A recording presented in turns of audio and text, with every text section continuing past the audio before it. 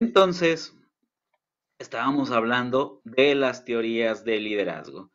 Bueno, estuvimos hablando anteriormente sobre los roles gerenciales. Y te quiero tocar un poquito sobre las teorías de liderazgo, hablando de que este tema es directamente de lo que se encuentra en Morul como tal. ¿Sí? Cuando hablamos de liderazgo, pues habrá que ver, conocer un poco de su pasado. ¿Sí? Entonces, parte fundamental de las teorías, ¿vale? Dentro, cuando se hablaba de liderazgo, quiero comentarles, antes estaban las teorías de los rasgos, ¿sí? Donde la principal preocupación de las personas que veían el liderazgo ante el mundo era que decir que los líderes se nacen. Muy bien. Entonces, era el modelo de pensamiento de los principios de los 30, 40, cuando se estaba dando todo el auge de las teorías administrativas y cuando estábamos hablando de la teoría científica, de la teoría humanista y de la teoría clásica, ¿sí? En donde había muchos en donde se centraban directamente en la operación como lo era Frederick W. Taylor, y habría otros, por ejemplo, como Elton Mayo, que ya se orientaban un poquito más a la parte humana, pero desde la perspectiva de análisis humano para poder generar más productividad. En donde, pues al final del camino, el líder era un reflejo de la productividad. Y entonces buscabas a personas que tenían las cualidades de nacimiento del líder como si fuera el avatar. De decir, oh, mira, esta persona es un líder. Y a partir de eso, pongámoslo en un liderazgo. ¿Sí? Perdón que haga el juicio, pero piénsenlo. Imagínense si alguna de ustedes estaba nada más algunos cursos de capacitación en algunos momentos de ser líderes. Pero como no se les veía potencial en ese momento, pues no las designaron como líderes. Entonces, entonces ahí hablábamos de los rasgos. Es como decir, mira, esta persona nació carpintero, persona nació mecánico, esta persona nació vendedor de seguros, esta persona nació así. ¿Sí? Yo estoy un poquitito en contra de los test que te dicen te vas a dedicar a esto y nada más.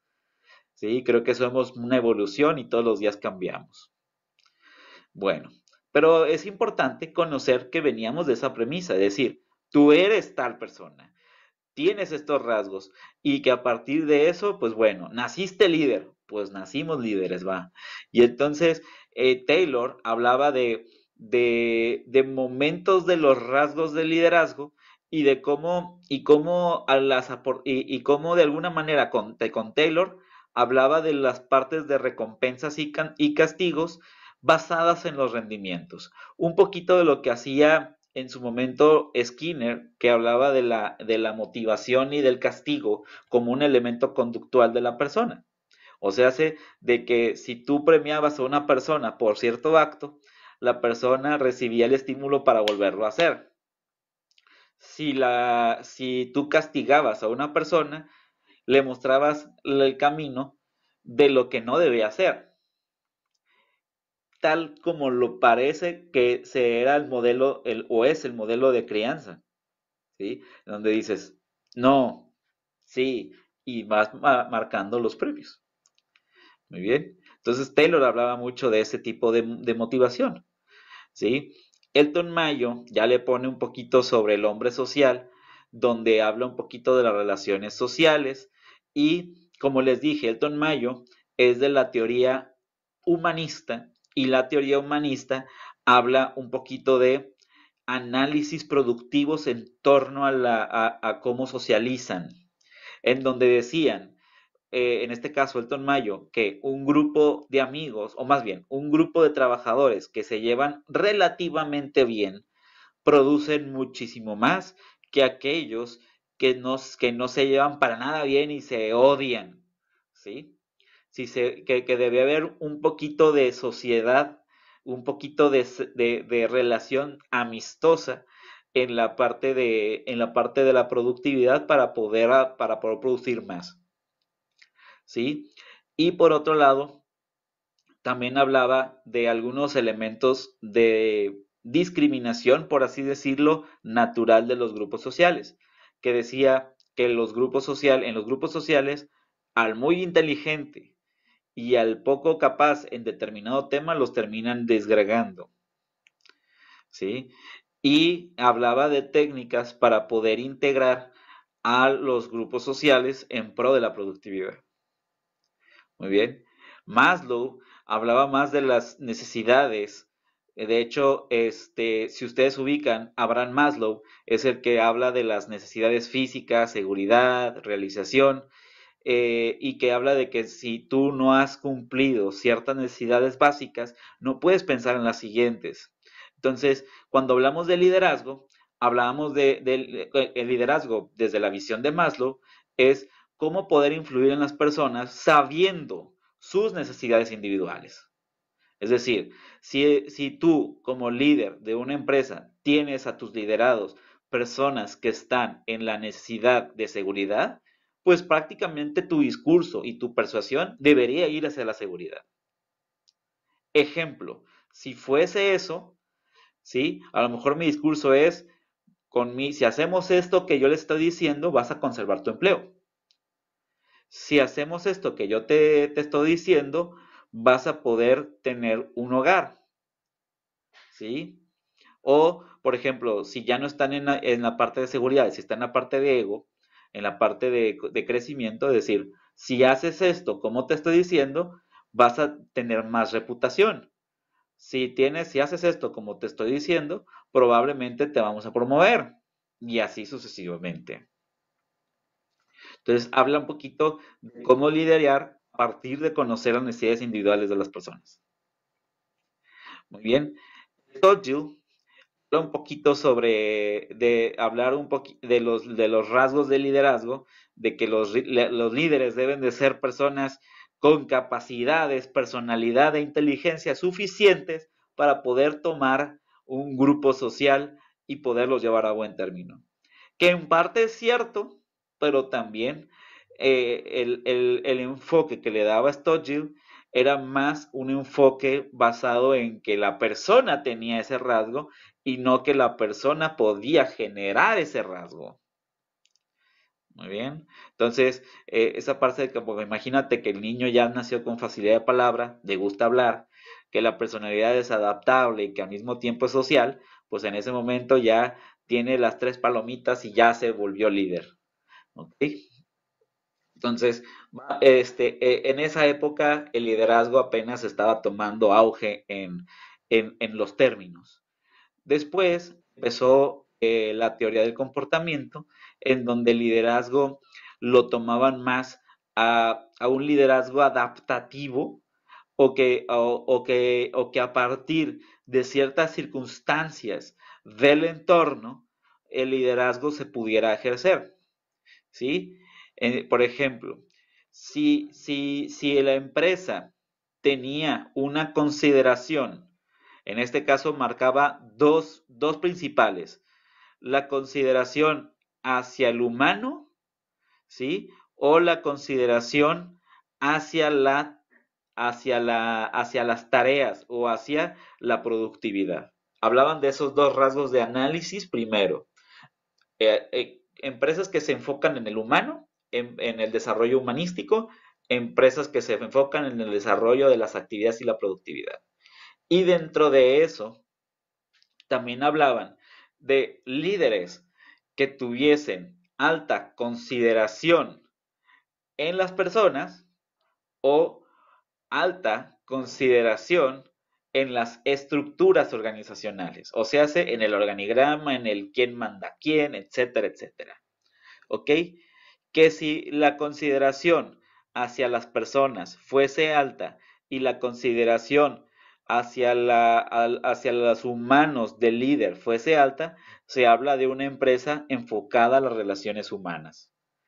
Si la consideración hacia las estructuras fuera baja, si la consideración es alta a la estructura, o sea que quiero un organigrama súper definido y procesos bien definidos, y que al mismo tiempo la consideración hacia el humano fuese alta, sería una empresa democrática.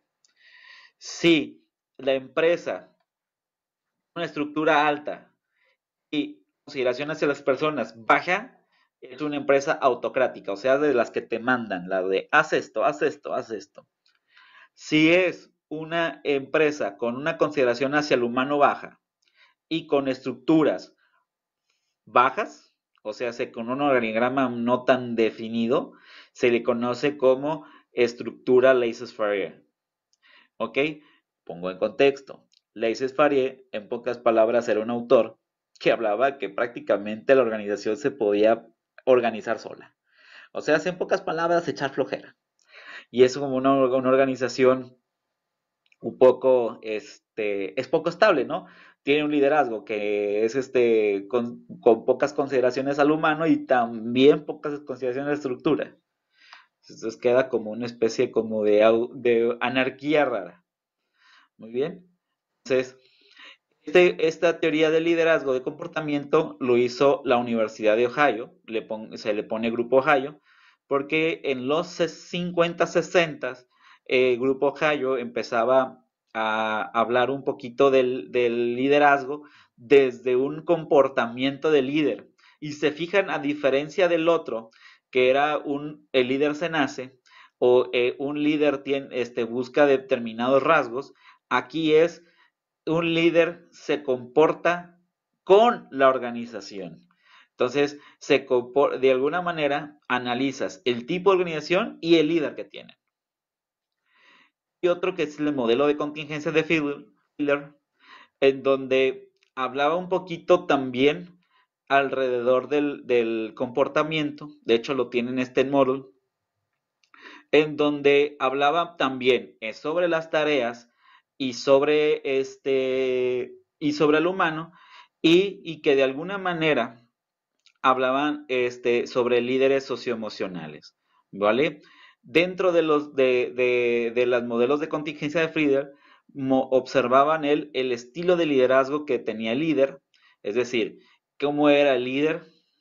Luego también veía cómo controlaba el líder las situaciones, si era alto o bajo su manera de controlar, y a partir de eso podía modelar el tipo de líder que era, qué tanta relación tiene con la organización, es decir, si estos controles situacionales son altos y tenía buena relación con los miembros, o sea, con las personas de la organización, pues hablábamos de un estilo de liderazgo fuerte y democrático, bla, bla, bla. Pero si tenía control de situación bajo, pero aún así tenía una relación fiable con los miembros, hablábamos de una organización de club de golf, o sea, que prácticamente los eran amigos y no jefe, ¿no? O algo por el estilo. Y así sucesivamente con la combinación de lo que podamos sacar. ¿Sí? ¿Qué tanto se estructuraban con las tareas y qué tanto grado de supervisión? A partir de las mediciones, medían si era un líder socioemocional, si era un líder de tarea, ¿sí? Y dependiendo de cualquiera de estos, era pues nada más determinar de qué manera iba a llevar el liderazgo. En pocas palabras, esta terminaba siendo una herramienta de medición del futuro líder o del gerente, en donde en la parte socioemocional, o si el líder socioemocional, se iba a enfocar más en el desarrollo de las personas que estuvieran ahí. En el líder de tarea se iba a enfocar más en la productividad que estuviera ahí.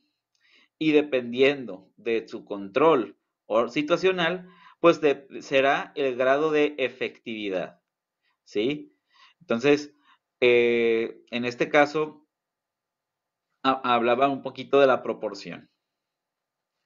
Bien, hay otras teorías hablando un poquito sobre la contingencia de Friedler, ¿sí? Que son importantes que bien que conozcan. Muy bien. Chicas, Alejandra, ¿llegaron a ver ya la materia de gestión de capital humano?